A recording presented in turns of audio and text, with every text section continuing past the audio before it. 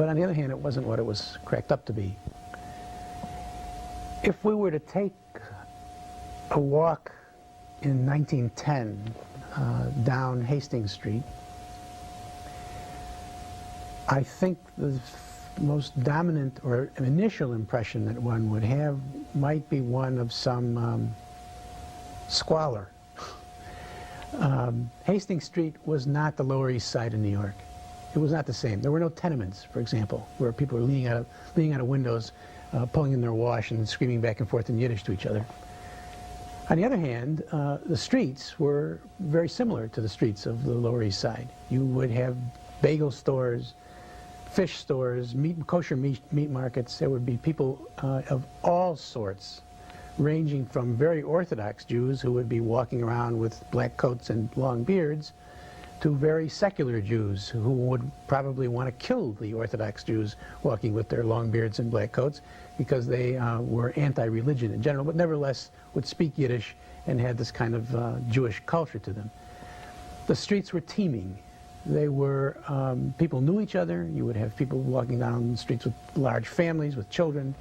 Even in the 1930s, when the majority of Jews no longer lived in the Hastings Street area, you would find that if they really wanted to get true bagels and true lox, they would still go back to Hastings Street, where there were still some Jewish stores, and buy fresh bagels and lox and pickled herring and salmon and fresh fish and kosher. There were great hopes on parts of both groups for the next generation. They tended to come true more for Jews who, after all, were still white and could get out of their neighborhoods and move into the professional world. They did, in spite of quotas at the University of Michigan and the med schools and the law schools. They did do that. They managed to do that. By 1930s, we're talking about the kind of economic comfort that you would never have anticipated would be that of the first generation of Jews in Detroit, or even the second generation of Jews in Detroit.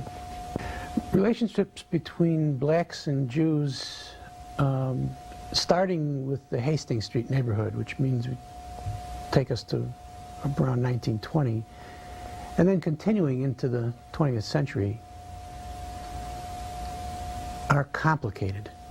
They're not simple. They are very complicated, and ought not be reduced to simple phrases.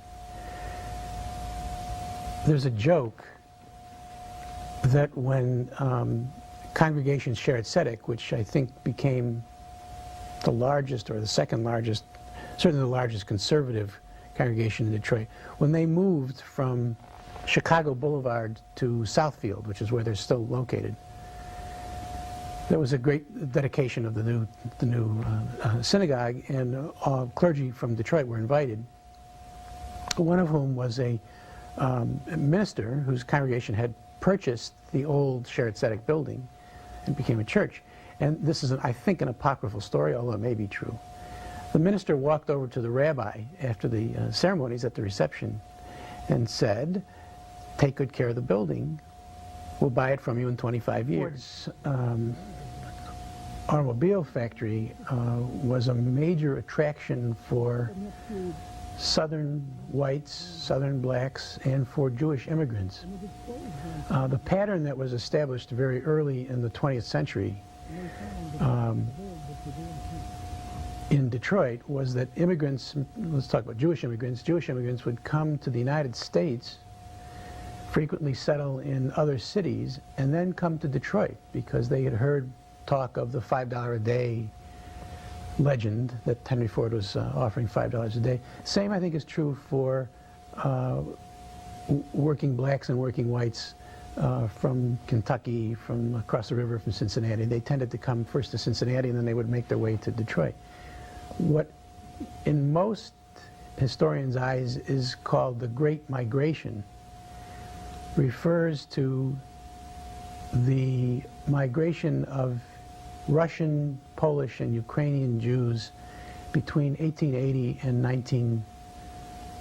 well, 1914, before the First World War, and then shortly after the First World War for a few years until the discriminatory, xenophobic, anti-Semitic laws were passed in Congress.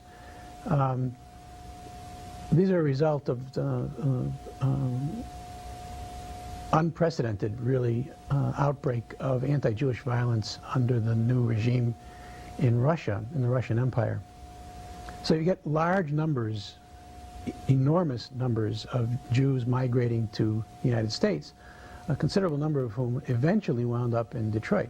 When you talk about the Great Migration, when historians talk about the Great Migration and they happen to be in Detroit, you've got to be careful, because the Great Migration in Detroit is frequently used to describe the migration of black workers from the South to Detroit to get jobs in Henry Ford's factories. Those jobs became more available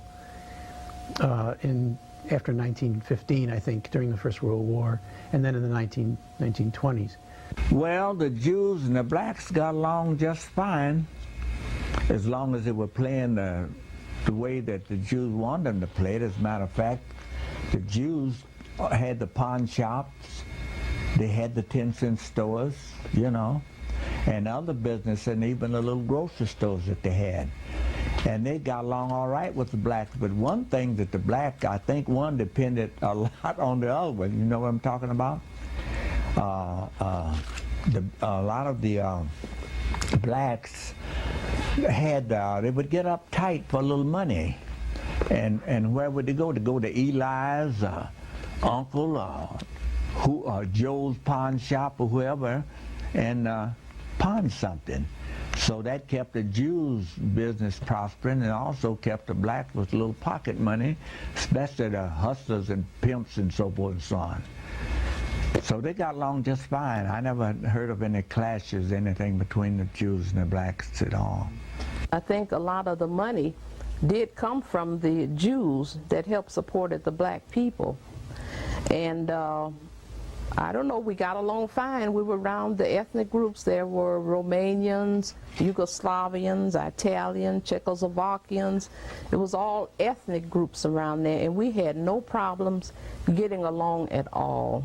I think Detroit became one of the most ethnically divided cities in the United States, in part because it attracted people from other cities to the automobile industry.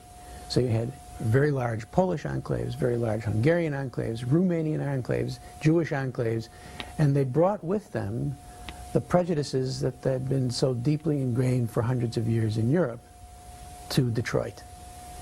And even to the point of having sometimes street violence erupt. There's one incident in the 1920s when Jews, young Jewish males marched down the street, in fact it was Hastings Street, I believe, as young Polish males marched in the other direction with clubs and baseball bats, and there was a riot, there was a street fight.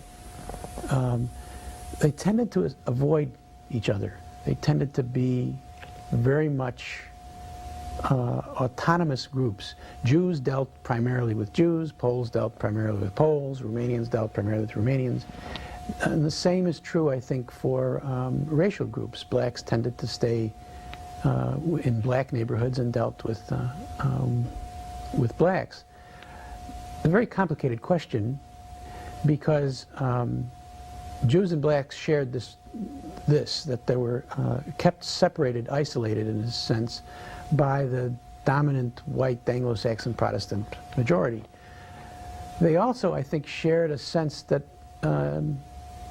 this was almost voluntary. Jews tended to stay together in part because they were discriminated against, but also because they felt more comfortable with other Jews, or at least Eastern European Jews, with other Eastern European Jews. And I think there was that sense among blacks as well, that they knew they were isolated, alienated from the mainstream of white American society, but there was something comfortable about staying in their own neighborhoods as well. It's not to say it was pleasant all the time. It's not to say that it was there was any choice even. But there was this sense of at least you could be yourself with your own group. I think Jews and blacks shared that, and I think to a large extent in the 1920s and 30s there was a dialogue between blacks and Jews in which they discussed issues like that.